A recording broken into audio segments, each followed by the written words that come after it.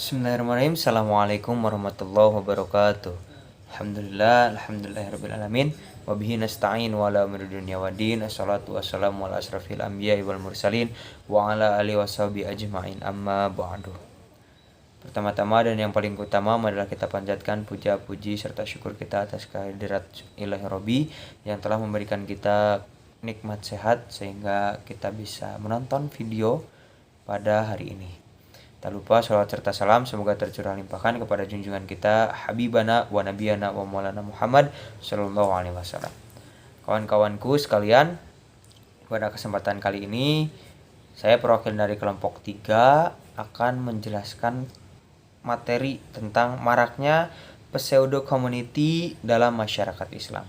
Sebelumnya izinkan saya dulu memperkenalkan anggota dari kelompok 3. Yang pertama ada Ahmad Fahmi Latif, lalu ada Ahmad Fauzi, ada Afni Afrilia, ada Arumi Marwa, ada Anggi Anggraini, mohon maaf, ada Azhar Nuryadin, ada Aksal Ardiansah, dan ada Diana Fitrah Aliyah.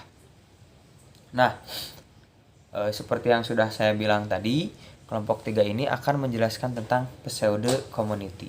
Tapi apakah itu pseudo community? Nah, sebelum kita masuk ke pembahasan pseudo community, saya akan menjelaskan dulu yang pertama yakni new media, karena ini akan berhubungan langsung dengan pseudo community. Nah, new media, apa itu new media? New media adalah komunikasi digital dan saluran informasi yang memungkinkan pengguna menjadi aktif dan mempunyai tingkah laku tersendiri dan unik di dalam proses komunikasi digital tersebut tanpa batas lokasi maupun waktu. Jadi bisa saja di media seseorang bisa bertolak belakang sifatnya dengan sifat aslinya gitu yang di dunia nyata. Nah, adapun karakteristik dari new media adalah sebagai berikut. Yang pertama digital atau perhitungan, yakni setiap prosesor di komputer itu memiliki perhitungan biner yang rumit. Lalu ada proaktif, sifat yang kebalikan dari reaktif atau yang memulai. Lalu ada visible, terlihat, real time, waktunya nyata, dan ada memory, mampu tersimpan. Lalu ada ubiquitous, ada di mana-mana atau mudah dijumpai, dan terakhir network, dalam jaringan atau jangkauan yang luas. Nah, dari semua karakteristik new media yang saya jelaskan tadi atau yang saya sebutkan, yang tentunya mempermudah kita ya untuk berkomunikasi antara manusia satu dengan yang lain. Nah, dari karakteristik tersebut muncullah istilah pseudo community. Atau pseudo community adalah sekumpulan orang yang melakukan interaksi melalui sosial media atau dunia maya. Pseudo community bisa disebut dengan fase bulan madu, yaitu fase di mana setiap anggota merasakan kenyamanan berinteraksi bersama dalam ruang virtual. Sebuah komunitas yang hidup bersama dalam batasan geografi bisa diuntungkan dengan keberadaan internet dan Facebook sebagai wadah menjadi tempat dari sebuah komunitas tersebut. Jadi pseudo community adalah sifat seseorang yang sudah nyaman dalam suatu komunitas yang ada di media virtual, seperti itu. Nah, selanjutnya maraknya pseudo community pada masyarakat. Yang pertama, berjalannya waktu, teknologi komunikasi dan informasi telah berkembang dan menjadi lebih modern. Jadi wajar saja jika pseudo community mulai marak di kalangan masyarakat, karena seiring berjalannya waktu, teknologi semakin canggih dan semakin modern. Lalu komunikasi tak terbatas ruang dan waktu, begitupun jarak, karena telah kita ketahui bahwasanya internet sebagai hasil dari perkembangan teknologi informasi dan komunikasi telah menjadi alat komunikasi masyarakat yang paling mudah dan praktis. Nah, ini juga yang membuat maraknya pseudo community pada masyarakat, yakni adanya internet sehingga memudahkan orang menghancurkan batasan, yakni batas waktu maupun ruang gitu. Jadi bisa memangkas itu semua.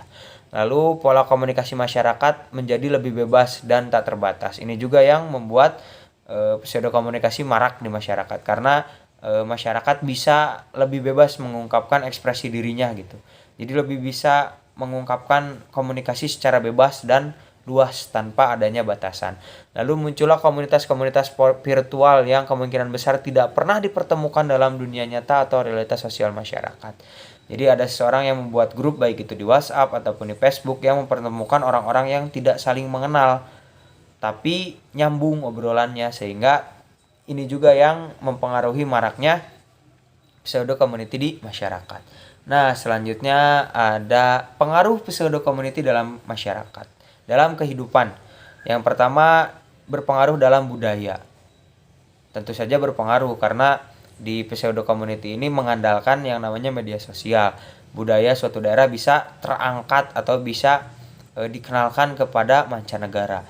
Tapi ada sisi negatifnya juga, yakni terjadinya pelunturan budaya asli gitu, sehingga budaya yang asli disatu padukan dengan budaya asing yang mungkin mirip, sehingga budaya yang asli tersisihkan gitu. Takutnya terjadi seperti itu. Lalu di bidang ekonomi tentu saja pseudo community sangat berpengaruh.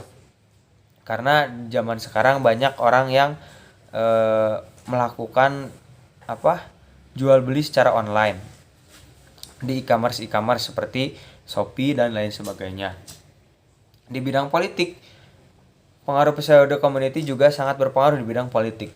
Mengapa? Karena banyak juga petinggi-petinggi negara atau pembesar-pembesar negara, tokoh-tokoh yang membuat grup ataupun yang mengiklankan dirinya atau berkampanye melewati media-media sosial.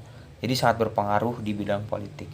Lalu di bidang sosial, tadi seperti yang dijelaskan, komunikasi masyarakat lebih bebas. Jadi sudah pasti di bidang sosial karena namanya juga media sosial di mana orang bisa bersosialisasi lewat virtual. Lalu di kelembagaan, tidak jauh dengan politik, seseorang memanfaatkan media sosial atau pengaruh pseudo community ini dalam kelembagaan adalah memudahkan lembaga tersebut memperbesar lembaganya gitu, mengiklankannya lewat media-media sosial. Itulah pengaruh pseudo community di dalam kehidupan. Nah, lalu yang terakhir, pengaruh pseudo community dalam masyarakat Islam. Yang pertama, pengaruh yang cukup positif terhadap pelaksanaan dakwah, yaitu memudahkan dan mengefisiensi baik biaya maupun waktu, tidak terbatas ruang, dan bisa menjangkau semua lapisan masyarakat tanpa harus ada sekat. Nah, ini yang memudahkan para dai. Jadi dengan adanya pseudo community ini memudahkan para dai untuk menjangkau seluruh lapisan masyarakat tanpa adanya sekat, tanpa adanya perbedaan lewat media-media virtual. Selanjutnya, materi dakwah yang disampaikan harus mampu mengakomodasi setiap permasalahan yang dihadapi masyarakat modern yang semakin komplit. Nah, ini juga berpengaruh kepada materi dakwah yang disampaikan oleh para dai. Materi dakwah semakin kompleks dan juga harus bisa mengakomodasi setiap permasalahan yang dihadapi masyarakat, karena semakin sini permasalahan masyarakat semakin kompleks seperti itu.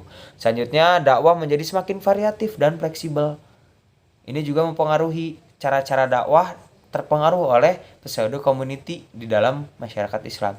Contohnya sekarang marak dakwah dengan potongan-potongan video pendek. Nah, itu juga semakin variatif karena orang-orang lebih terhibur dakwah pendek dengan dengan tayangan-tayangan pemandangan-pemandangan dan lain sebagainya.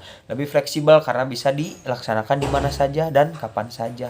Tidak perlu menentukan suatu jadwal.